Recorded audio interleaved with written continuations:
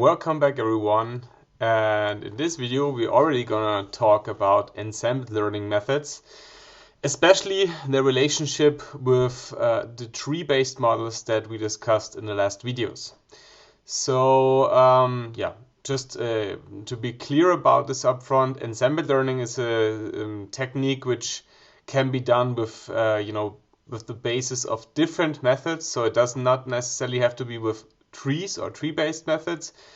But nowadays, as far as I'm aware of, most popular methods using ensemble techniques are built on the basis of tree-based models. And this will make more sense to you in a few more minutes, I hope. Okay?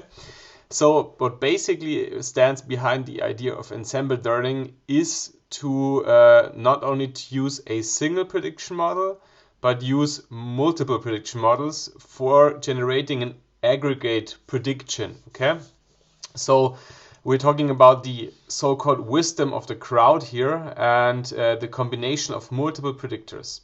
So in the first step, assume just in a like a example that you may know from your real life. So it's cloudy outside and you have no idea if you should take an umbrella with you or not, because taking an umbrella with you, and if it doesn't rain, it can be annoying because you have to carry it all the time. But on the other hand, if it rains and you do not have an umbrella with you, it's also annoying. Okay, so what you do is you call three friends, and yeah, they live in the city, in your city as well, and they look outside the window like you do, and they see it's cloudy.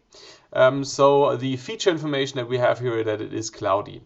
And instead of just using the assessment of a single of your friends, you will try to make sure that to call multiple friends, because you will think that if everyone is certain about taking an umbrella, the likelihood that you really need one is greater. Okay, so it's cloudy, you look outside, and you are going to call three of your friends and ask each of your friends if you should take an umbrella with you or not. And then what you do is you decide the majority vote here. So if 2 out of 3 of your friends say you should take an umbrella, you will do that. So you take an umbrella.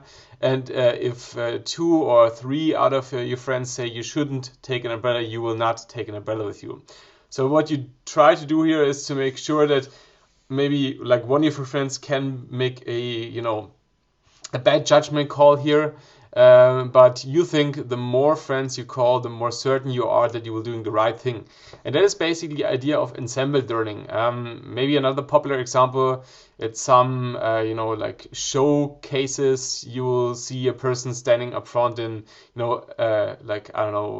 showing you a glass with sweets inside, and they ask how many sweets are there. And a typical phenomenon is here that a single person usually fails in answering this question, but like the average answer of all the person in the room typically is very close to the actual amount of sweets that is in the glass here. This is like another example from real life, how you can picture ensemble learning. Okay, now to become more a little bit more technical, that's I think what we also need to do here is let us not directly talk about the prediction model itself, but let us denote a single prediction model with F, so like the functional relationship, which usually uses the input information, the feature information. But now, as we have more than one model that we will use, we make clear about the index with the index E here. Okay, so like the majority vote, we talked about this so far. And for instance, if we would have a regression type model, then we may ask a person, how much water should I take with me when I'm going hiking or something? Then maybe the first person tells you 2 liters, the next person tells you 3 liters, and the third person will tell you 1 liter. So what you're going to do is you will build an average of all the predictions. So 1 plus 2 plus 3. Divided with 3, then we have an average of 2 liters. Okay, so that is how you're going to make an overall assessment and overall prediction when you use ensemble learning methods. And what's done usually is, or what's very popular is using for every function, so for every single prediction, a base model, which is typically quite easy. So it could be a so-called decision or regression stump. So that is not really a tree, it's just a tree with a single split, for instance. But by aggregating over many easy models, usually the performance of the aggregate prediction, which can be built by taking the arithmetic mean over all single predictions or by a majority vote, usually is quite good. Okay, and that's the idea of ensemble learning. So, but now let's go back from this nice examples to examples that we may face when we have data. Assume we have a data set with 1,000 observations.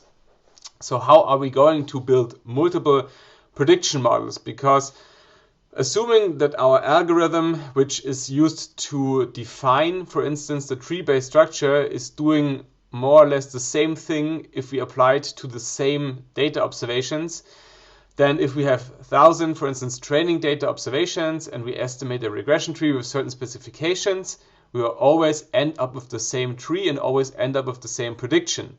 And the idea of the ensemble learning is that we have different predictions and aggregate them. Okay, so how can we generate different predictions in our in our typical scenario where we are facing a certain limited amount of observations that we use to train our models?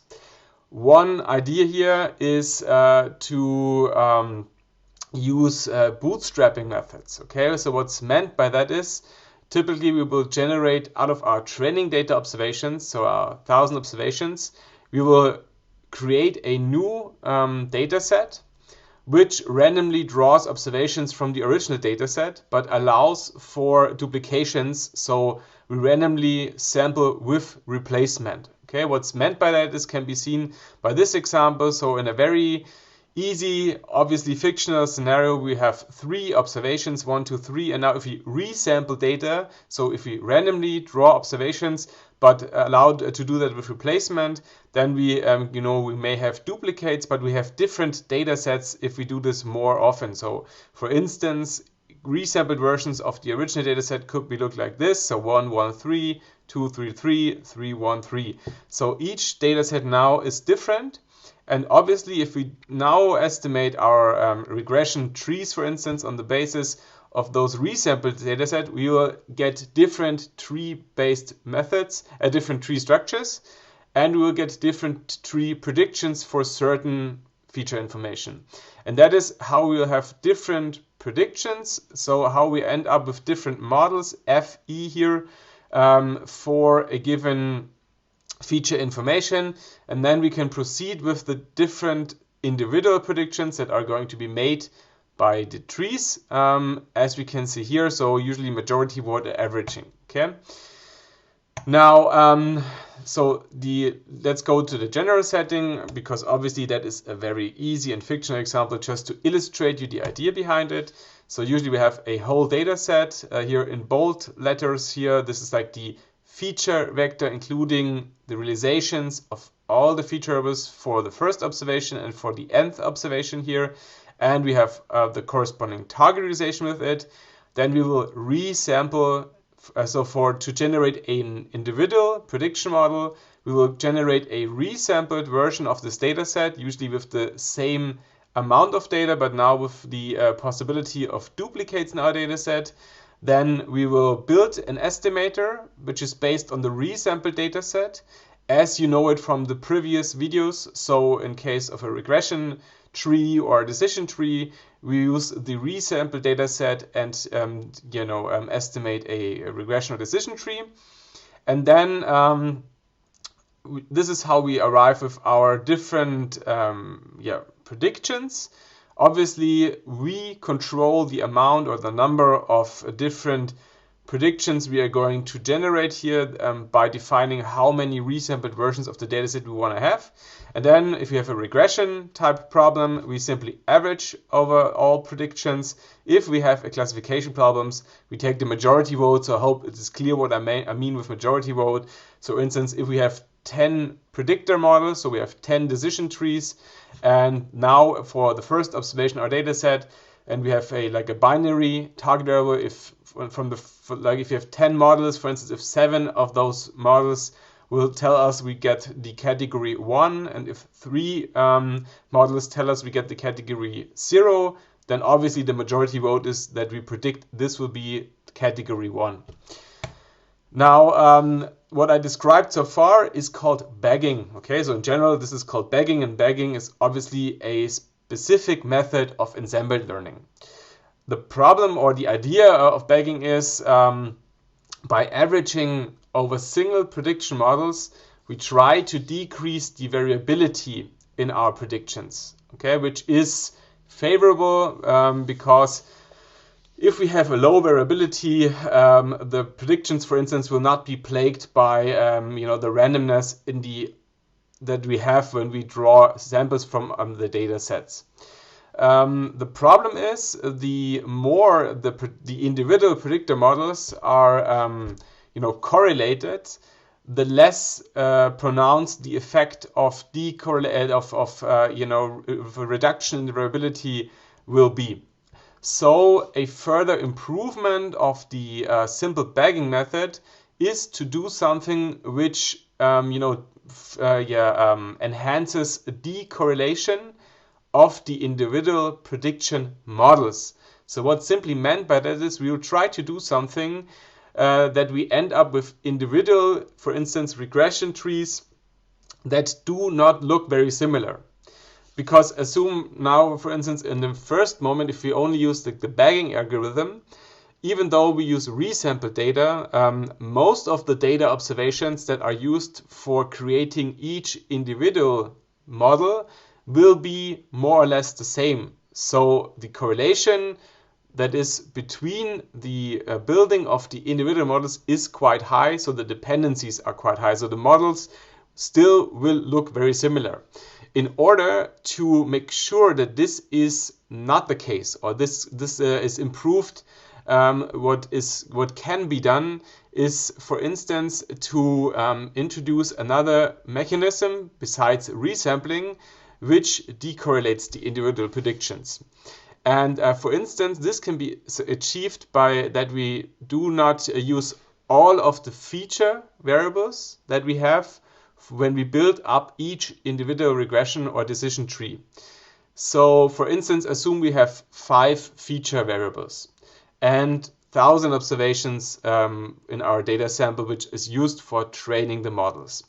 Then in the first step, what we can do is we can say that for the first individual prediction model that we are going to build up, we will randomly pick 3 out of those 5 feature variables.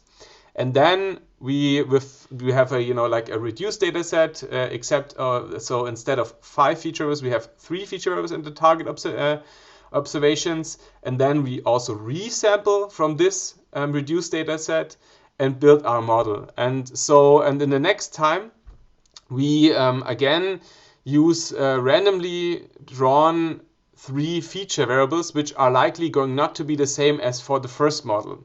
So by using different feature variables each time in combination with resampling, we further decorrelate the individual generation of the individual prediction models, which are in the end used to make an aggregate prediction. I know when you hear this for the first time, this is complicated as hell. But even though we are in a bachelor course, I really think it is important that you at least hear about the idea of ensemble learning, because nowadays ensemble learning methods are among all the methods typically the most powerful when it comes to their success to certain prediction tasks.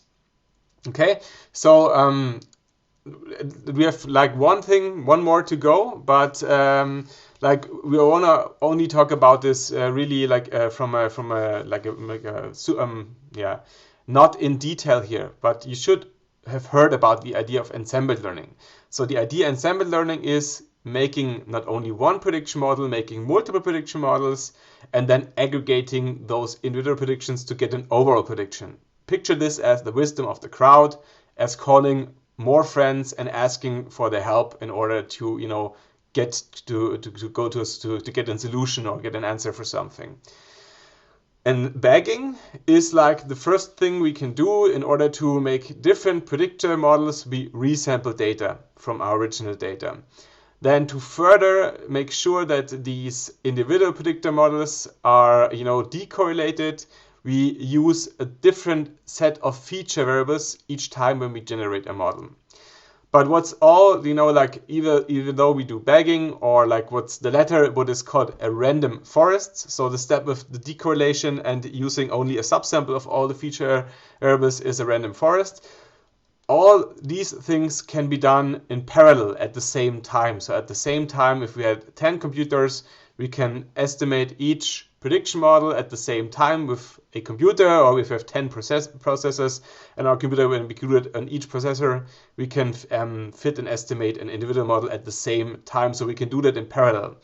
Another thing from ensemble learning is boosting, and boosting is typically a little bit more powerful. But boosting is something that fits models sequentially. So it still, it retains the idea of, in the end, we'll have an aggregate of individual models which are going to generate an overall prediction. But in comparison to the bagging or the random forest approach, which generate individual prediction models in at the same time, the boosting idea is to sequentially build up models, so such that like the second model which is built already has the information of the first model, and for instance is able to further improve predictions where the first model failed. Okay, so boosting is something that you may call also stage-wise additive modeling, and do not worry, does not need to mean anything to you right now. Just that you already heard this term here. So one of the, for instance, most successful boosting algorithms or family of algorithms in the beginning was Adaboost. And Adaboost typically was used for classification problems. And even though it also has been then, altered for regression type problems. And I think even though this is really complex, and I think more suited than for a master course than a bachelor course, the general or the principal idea here is kind of intuitive. So what Adaboost does, it first builds a simple model, like that we have done for all the other algorithms. Then for each, it takes a look at the overall performance of the model, of the first model. And then for each observation, it takes a look at which observations have been predicted well and which observations have been predicted falsely. And to those observations that have been predicted falsely, it will give a higher weight for the next model. So the next model will take a more narrow look at those observations that have been falsely classified by the previous model. And this is done for many times, such that over many models, the models are more and more forced to really improve their prediction accuracy on the observations that have been failed by previous models. So after a certain amount of models, you may picture that you're getting better and better even for those observations that have been falsely predicted in the beginning. So this is like the intuition behind it, okay? So just to give you an idea how this would look formally, and there are different, if you look it up, do not get confused. Sometimes it's also described in the note a little bit different, but in the beginning we have a weighting for each individual observation, which is equally set. So if you have overall m observations, then the weight for each observation will be 1 divided through m. Then we make our predictions, from our first estimator, we have for each observation a prediction.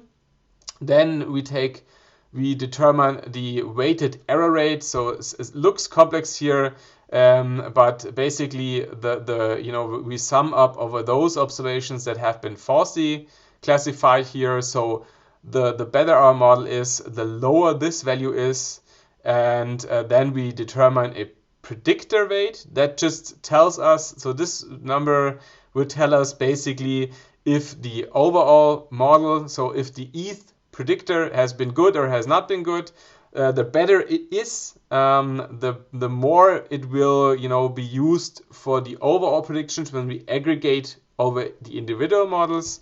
And then we have also an update at each iteration step. So for those that have been correctly classified, the weight stays the same, and for those that have been falsely classified, the weight is increased.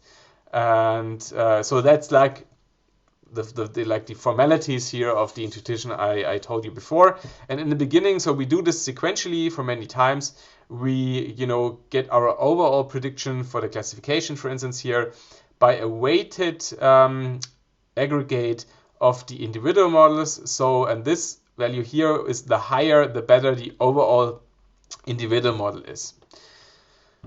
So, yeah, this is like the principal idea of Adaboost. You do not need to know this into detail, but what I want you to know is that you remember that boosting is something that is done sequentially, and like random forests and bagging is something that you do at the same time. But all these methods have the idea of making multiple individual prediction models and aggregating them in order to get an aggregate prediction for each observation. Boosting nowadays, I would say, are the most powerful algorithms, like the gradient boosting in specific. And especially if we have a typical regression type problem where we take a look at the squared deviations of an individual predictor from the actual realization, its idea is also explained quite well. So what's standing behind gradient boosting in general is to take a look at the so-called gradient of the loss function. You already know that. So for the squared deviation we have here, if we have like 1.5 for an individual observation times the squared deviation, then we have like 2 times 1.5, like 0.5, so 1. And then with the chain rule minus, so this is our gradient that you can see here. And the gradient, as we already discussed in the previous videos, is something which gives us an idea what we need to do with our current estimate. And if this is a negative value, that means increasing our current estimate will reduce the loss, and vice versa. So what's done with boosting here in general is to make a prediction model for the gradient and then follow its direction in order to improve the previous predictions here. So what this results for a regression type problem using the squared deviations as a loss function is that we sequentially will estimate a regression model to the residual of the previous model. So that means the higher the residual, the higher the deviation between the prediction and the actualization. So that means if we are already very good, it will be a value close to 0. It will not play that much of an importance for our new model, and vice versa. So what's done here, assume we have a first model here. Then we have those deviations, so these are the residuals. And for the next model, we build up a prediction model that is applied to the residuals here, okay? And this is basically, as we have the residual here, and the residual is the, the negative gradient, what we are basically doing is to estimate a model for the negative gradient. And yeah, I could go way more into detail, but I do not want to, because I know that this is confusing, especially in the beginning. And as I said, you should only remember here that boosting is something which is done sequentially, and that you heard about the term boosting. But yeah, this is how you will find the idea, how it's done. So we have our first model, then we have our first residuals, then we estimate our second model, which are made to predict those residual, and after the second model, our overall predictions is the aggregate of those two models. So then we have the new residuals, which is then the actual realizations minus the aggregate of the first two models, and so on and so on. So you can take a look how this, for instance, is, this leads to a model which is able to capture, for instance, a very nonlinear behavior.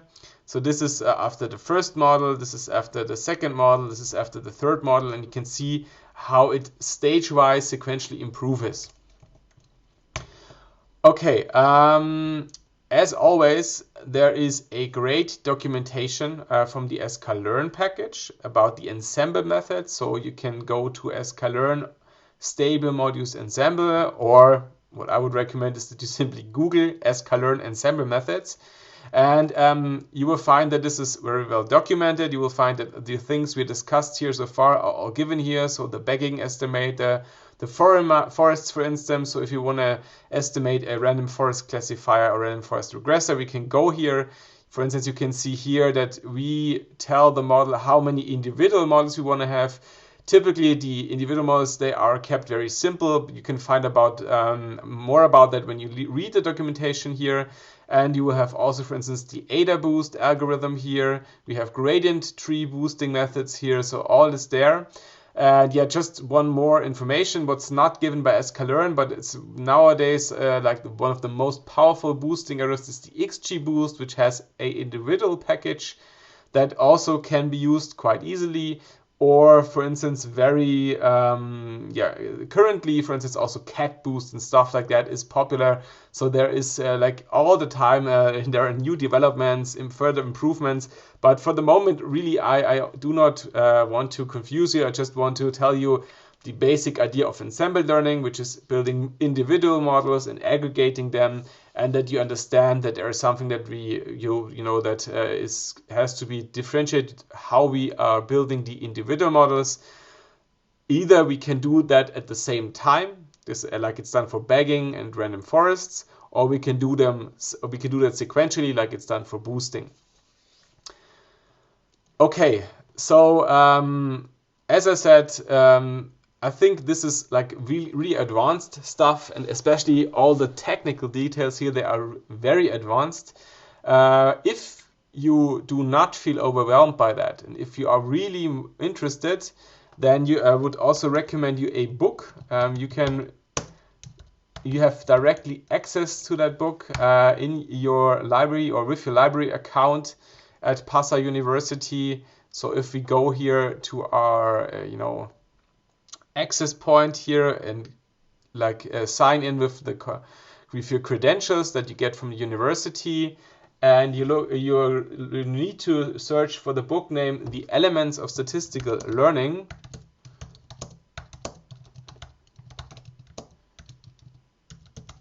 which is one of the most famous and best books that I can recommend you. This is like this here, or we should get here like the full text, and then you can, this is how it looks like. It's by 3 authors, Hasty, Tibshirani, and Friedman, and then we can download the book. And here, especially those things that I discussed in this video, so the ensemble learning methods and especially also the boosting methods, you can find that in chapter 10. Let me just go there. So here we have the boosting and the additive tree explanations. They are very well. And I know for a fact that also the random forest and the ensemble learning are very well described in this book. So if you're interested in, then just go there. This is like the best source of information that you can find here, in my opinion.